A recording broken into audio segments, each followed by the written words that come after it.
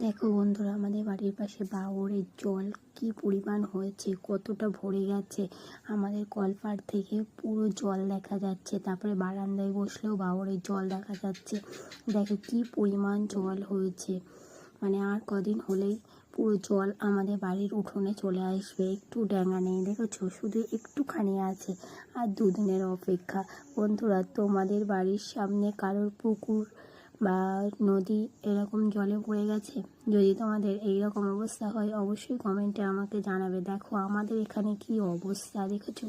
আমাদের এখানে একটা বাওর আছে, এখানে জলই থাকে না।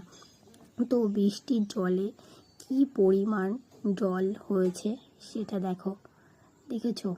এপার থেকে ওপার দেখাই যাচ্ছে না। ওপারে তো কচুরি পানা ভর্তি। আর জলের গভীরতা দেখো, কতটা গভীরতা হয়েছে জলের, দেখলেই ভয় লাগে এতটা জল।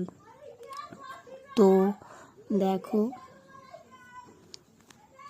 কি অবস্থা, দেখেছো বৃষ্টির জলে কি অবস্থা হয়েছে। চারিদিকে ডুবে গেছে, চাষিদের সমস্ত সবজি সব ডুবে গেছে। তার এত জল হলে কি আর কোনো কিছু বেঁচে থাকে?